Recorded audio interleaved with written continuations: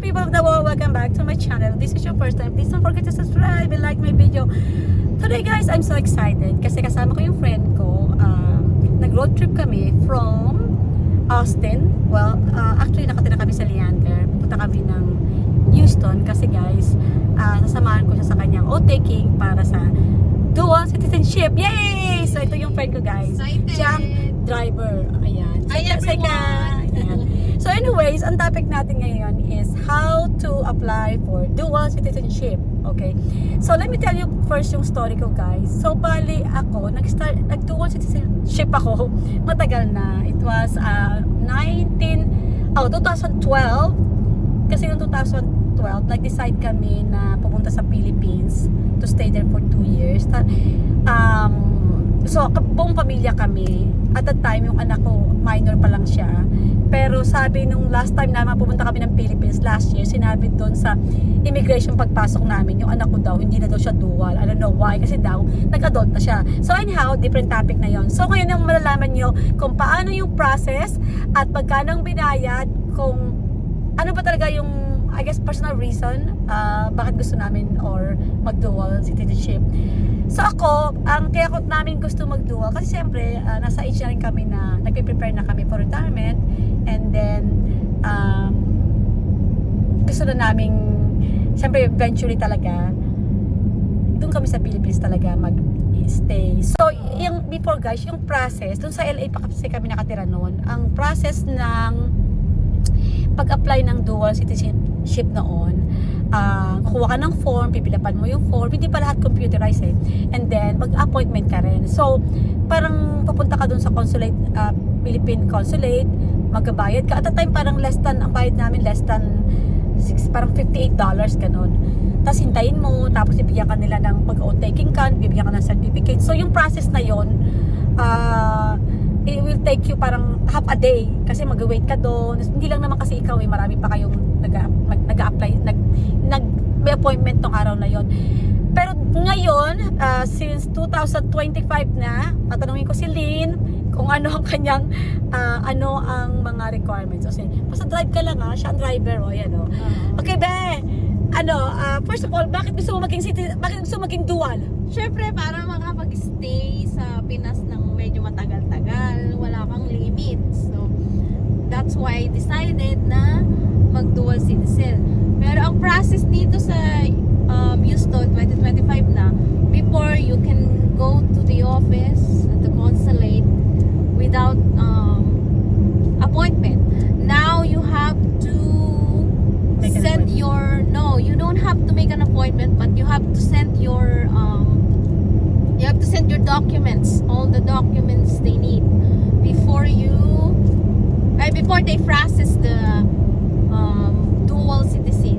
Okay. But the first time, but you have to send only the copy. Don't send the Original. The original, because Yes. that's the time they're going to email you.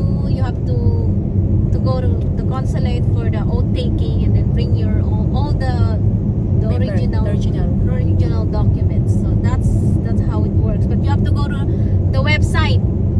Kailangan pumunta ka muna sa website nila. So magkano bibayad? Print ng pag ipiprint mo yung sa bahay mo, kung ipiprint mo yung pipilapan mo. Yun. So, Magkano ba yung ang fee dito sa Houston, $50. Oh, di pa rin pala nagtaas. At least mura pa rin. $50. Yan. So, kailangan yung... Pero madali lang naman kung kompleto ka na agad. Papeles. So, kung may old passport ka, Philippine passport na itago mo, yun, send mo rin yun nasa copy. Kasi, pwede rin nila tagapin, pwede rin wala ka kung meron ka ng US passport. Ganun ang process nila. May kukuha ka ng passport, Philippine, hindi? I decided not to go get my Philippine passport, but maybe someday. Kasi ako hindi ako kumuha hindi pa ako nag-apply ng Philippine passport, US pa rin. Kasi hindi man ako pupunta sa ibang bansa na kailangan talaga. Kasi meron ding mga bansa na parang hostile sila sa pag medyo especially Middle East country, pag halimbawa Americans or something, so yun. Pero dahil hindi pa ako pupunta roon, kaya hindi ko na rin parang pinurso. Anyhow, ano pa ba question ko sa'yo? Teka muna guys ha, pabalik rin ko lang tong camera para makita nyo yung aming view. Kasi, long drive kami guys bale 2.5 hours kami, pero umalis kami kanina madilim pa, so hindi ako masyadong nakapag-vlog, nag-video kasi madilim pa. Pero ngayon, after ilang oras na, after 2 hours, ilang kami? Hindi, 5:37. 2 hours, Tama, 51 minutes. So, hold on guys, balik rin natin para makita ko lang sa inyo itong way, tapos continue kami hanggang sa maabot namin kung saan yung office ng consulate dito, tsaka kung mag-o-taking na siya, o di ba? Nakabihis talaga siya. Naka-long sleeve na si Beo. Ikaw na! Hindi, kailangan daw ganito ang medyo attire, wag daw yung parang formal walang naman. sleeveless kasi hindi maganda. Oo. Totoo naman. Tama din naman. O sige, yeah. Hold on guys. Balik rin natin.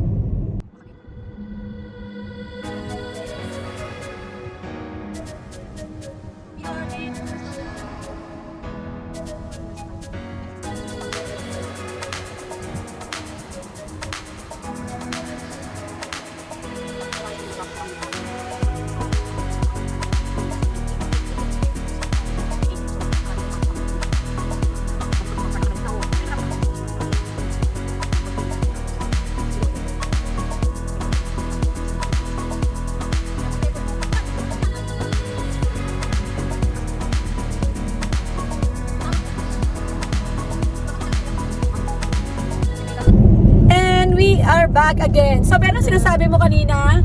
Yun nga, pag ikaw mag-decide ka mag-dual citizen, kailangan hanapin mo yung malapit na consulate sa lugar mo. Then, kung saan man yun. Hanapin mo yung website nila. Tapos, dun mo makikita yung dual citizenship form. Okay. Dun mo, fill upan mo yun.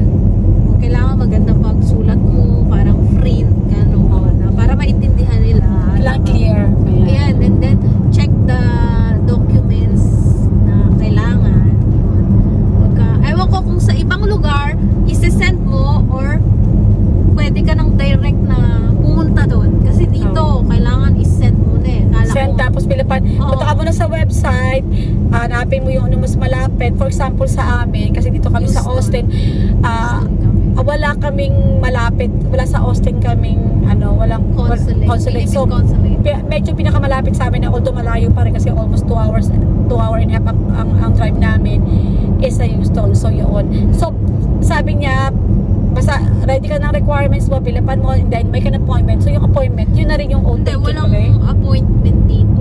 Merong ibang lugar na kailangan may appointment.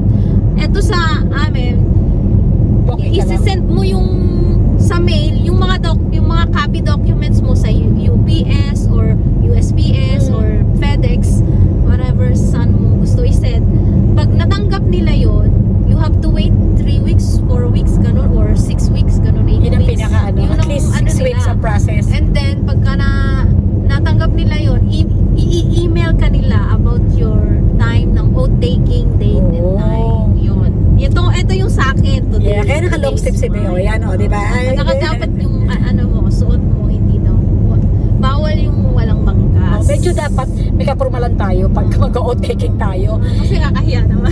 So, bali yung cash basis lang sila. Doon ka magabayad. Yes, hindi wala silang credit. Cash basis lang kailangan. Kasi bibigyan ka ng parang certificate, di ba? Parang, tapos may sealed yun na. May sealed yun na. Ayun, pwede, ka na.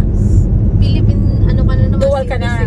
Philippine citizen ka na at saka US citizen ka na. Kasi guys, sa ibang bansa, hindi sila like Japanese, I think Japan hindi nagdudual. May ibang country na hindi yata nagpapadual. Pero, US kasi. Good thing naman sa Philippines, pwede naman. Like, kasi for example, for me, syempre kailangan ko talaga mag-dual citizen kasi nga, we're in the process of, siguro mga max namin 5 years, mag-retire na kami. So, eventually, Philippines din talaga yung pwede naming tirahan talaga. Pero yung goal ko Japan sidetrack lang ako. Kasi paborito ko talaga Japan. So, sidetrack pa rin tayo. Okay. Abangan nyo yung aking mga vlog na retiring in Japan. Pero hindi pa ngayon. Maybe in 2 years. So, ayun. Anyhow, ano pa ba? Yeah, if you have any question, Yeah. go to their website. Yeah, oh. And then if you have a question, comment down below. And then please don't forget to like and share. And Yes! Yes! Ako na. So guys, ito talaga, impromptu. Wala lang sabi ko lang sa kanya kahapon. Sasamahan kasi sabi niya sa akin last week kasamahan. Sabi ko, Hindi talaga ako mahilig sa camera. sabi ko na lang sa kanya kanina kahapon, kailangan meron ako ma-content kasi matagal na ako hindi nag-upload ng vlog ko. Alam ko na, content ko na lang how to apply the dual citizenship. So, Tama. hindi naman guys mahirap. Syempre, kaya lang, you will take time din na Oo. mag-fill up. Tapos, it will take at least 6 weeks bago mo yung response nila. Ma-receive yung sa email, ano mo yun.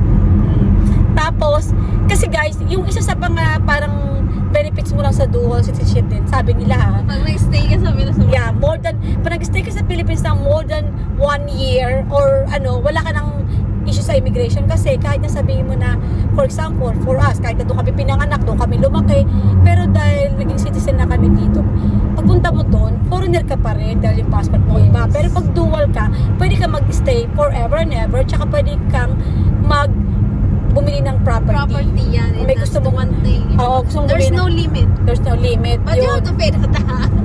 Siyempre, kailangan magbayad ka ng tax, diba? So, anyway, eto lang yung simula. Tapos mamaya, guys, pakita ko sa iyo pag malapit na kami dun sa pupuntahan namin, kung saan yung building ng Houston. tawag ito, Richmond. anong tawag sa building na yun? Consulate natin. Then, pakita natin yung opisina nila mamaya. Okay, guys, balik kami later. Okay, Bye bye. muna. Thank you.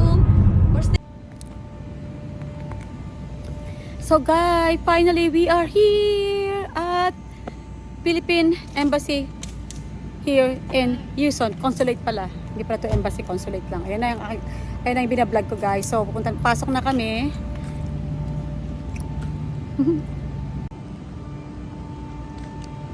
Sabihin mo ba kung anong oras appointment mo ba? My appointment is 10:30, but I have to be there like 10.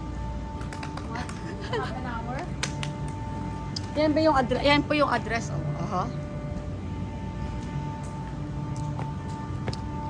Ay, baka bawal. Ayan na guys, pasok na kami dito. So, ayan, consulate. That's 10.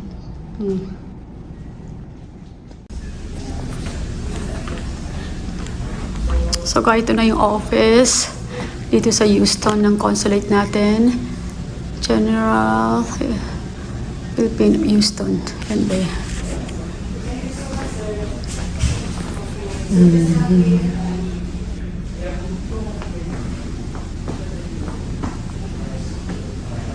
So guys, pasok ka dito. Ayan, so far she's waiting. Tawagin na daw. Yung marriage contract mo meron din kayo. Wala itong death certificate. Yeah, October. Anong ganap natin, be? Waiting ano for sabi? ano? Ano sabi? Dual citizen. Oh, waiting na for Oh, taking. taking. Yeah. So, ayun yung mga kuya doon. Yun yung mga nag-ano. Sabi, ano nangyari? Yeah, nangyari yung akala ko hindi ako nakatake ng oath today kasi akala ko yung dala kong PSA or birth certificate original, hindi pala, pero pinapabalik ako ng mga 2 weeks from now. Pag nakuha ko daw. So, kailangan pala everything, yung original Yung may net. barcode, yung sa akin walang barcode. Oh, okay. Yun yung dating pinasa ko sa ng US citizen. Oh. Hindi naman question yun kaya. parang sa I know. kanila. So, hindi ko rin maintindihan ba't kailangan nila questionin yun kasi, di ba, Hello? kung tutuusin, nasa yun na lahat ng ano. Anyhow, so, medyo hindi kami success sa kanyang oath taking ngayon. Pero ito yung background, guys. Nandito kami. So, nag-drive kami all the way here for nothing. But anyhow, thank you so much for watching. So, I hope you learned something. So, yung birth certificate pala kailangan din, yun daw merong barcode. Yung original talaga yung may barcode. So, wala. So, anyhow, so mas mahigpit pa sila kaysa sa US citizenship kasi yung ano niya pag US citizenship yan, bitch na ayos eh. So guys, we're back in the car. So hindi siya ngayon pwedeng Oo, hindi daw original yung ano ko, yung... So, babalik na naman kami rito, I don't know when, kasi kailangan niya pa i-request sa Philippines. So, ito lang hindi ko magets kasi apparently, ito yung ginamit niyang form nung nag-citizenship siya ng US citizenship. So, anyhow, talaga. may kartehan, so kailangan daw may barcode whatever. So, ang hindi ko din maintindihan, so ano pa bang kailangan mong prueba na meron kang US passport at meron ka nito at meron ka pang... O kahit hindi pa original. Kasi di ba dito naman tinitingnan na naman, I guess, awan ko ba't kailangan nila lahat original? Ang hilig na sa original eh. Kasi, di ba, andito yung birth certificate mo, nakuha na. So, ito, itong passport is already, parang, ano na yan, ID mo na rin yan, identification mo na yan. Tapos, guys, dala niya pa yung ano niya rito, dala niya pa yung kanyang, Marriage certificate. yung marriage certificate and everything. Anyhow, pasaway lang din no? Pahirap lang din. Kaya minsan, di mo rin masisisi yung mga ibang Pilipino. Kahit gusto maging dual na parang, papahirapan ka pa eh. Lalo-lalo na kami dahil 2 hours away kami dahil wala namang kaming consulate dun sa lugar namin sa Austin. But anyhow, thank you for watching guys. So, kailangan lahat original pag ikaw ay nag-apply. So actually, anong kinuha sa'yo? Birth certificate, marriage contract, passport, ano pa? Ayun, yung ano, certificate of naturalization. Yung citizenship ng actual doctor na silang pakailan doon dahil hindi mo pwedeng i-copy yung nakalagay doon eh. Did you see that? Yung naturalization na hindi pwede i-copy yan. Pero ginawa nila ng copy. So anyhow, kanya-kanya lang tayo rito. So, nakaka-frustrate lang kasi nag-drive pa kami all the way here. Ganun talaga. So, I guess, Gala na lang kami. gagala na lang. Balik na lang next time ulit dito. So, thank you so much for watching. Hopefully you learned something From us.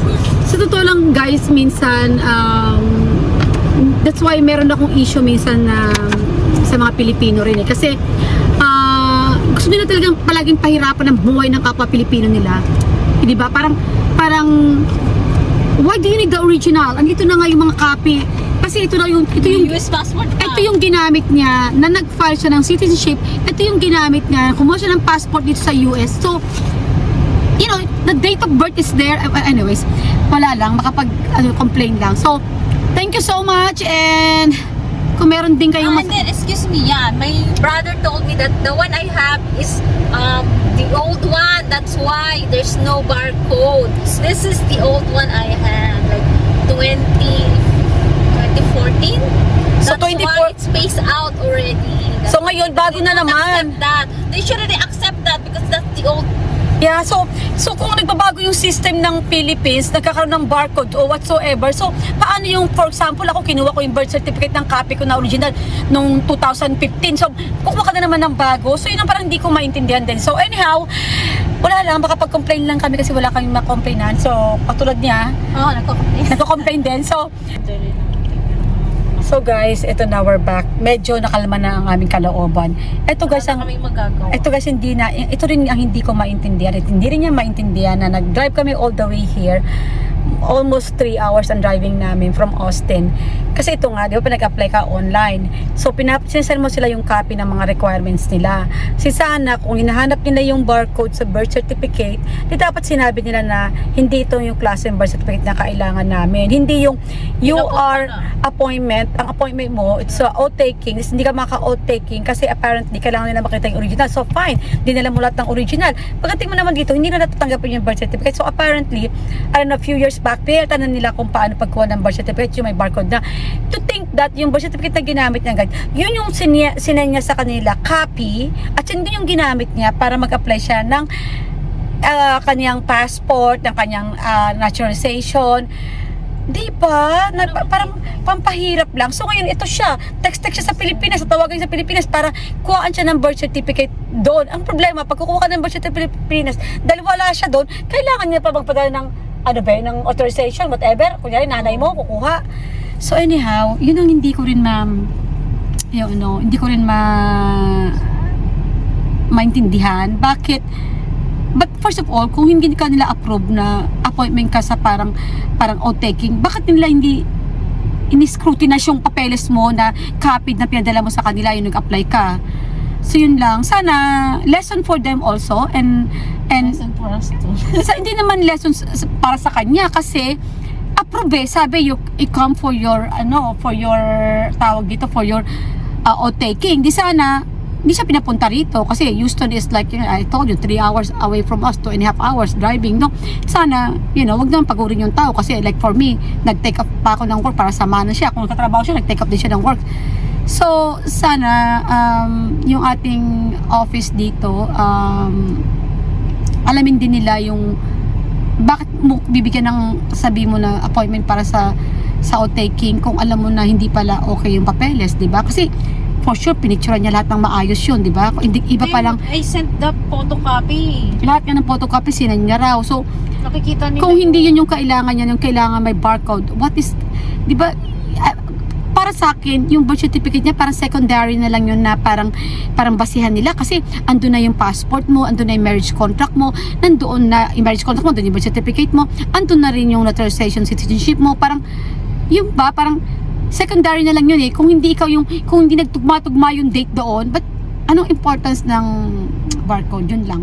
Thank you guys for watching. Pasensya na po at maraming salamat. See you my next vlog. Kung vlog ko pa ulit ito. Pero anyway, pabalik na kami. Sana ma-vlog niyo pa ulit kasi pabalik ako. Punta muna kami sa Seafood City rito and then we'll go back to Austin. It's 2 hours away from here. So, thank you and God bless you all. See you in my next vlog. Babush! Bye!